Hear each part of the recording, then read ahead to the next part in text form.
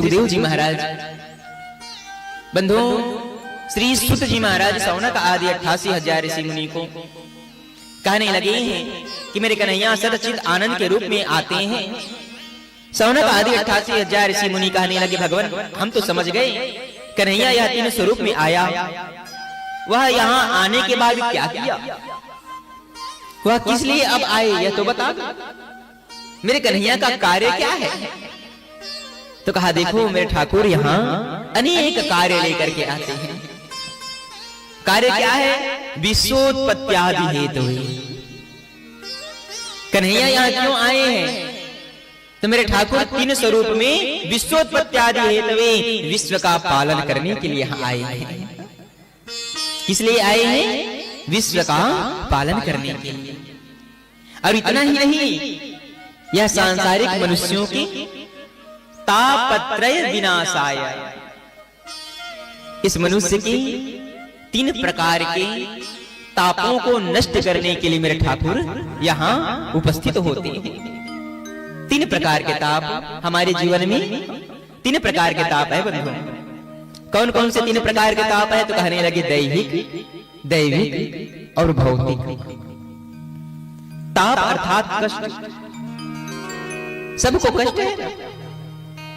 कोई तन दुखी, कोई मन दुखी, कोई धन बिन रहत उदास, थोड़े थोड़े सब दुखी, सुखी राम को दास। कौन है सुखी? मेरे ठाकुर के जो चरण पकड़े हुए हैं वही सुखी है। तो कहा है कि मेरे कन्हैया यहाँ इसी तीन प्रकार के तापों से यह मानव शरीर को मुक्ति दिलाने के लिए यहाँ आए हैं। तीन प्रकार के ताप, इस ताप को भागवत महापुराण में भी बताया है। और इसी तीन प्रकार के ताप को बंधु संत शिरोमणि गोस्वामी तुलसीदास जी महाराज सुंदर अपने ग्रंथ में सजाते हुए उन्होंने अपने ग्रंथ में भी बड़े भाव से गुनगुनाया है। कौन से हैं तीन प्रकार के ताप? तो कहें दैहिक, दैहिक भौतिक ताप, भौतिक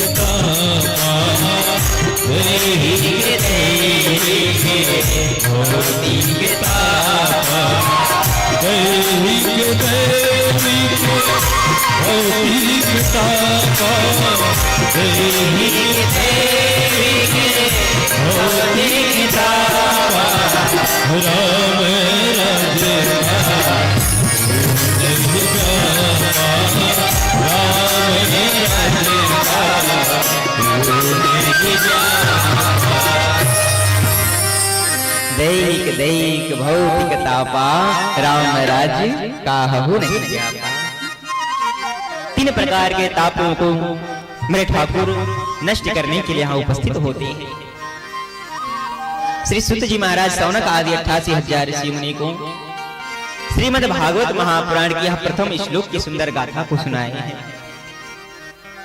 मेरे गोविंद सच्चिद आनंद के रूप में यहाँ आते हैं और आकर के क्या कार्य करते हैं? विश्वोत्पत्त्यादि हेतु विश्व को बनाते हैं, विश्व को चलाते हैं और अंत में अपने में लीन कर देते हैं।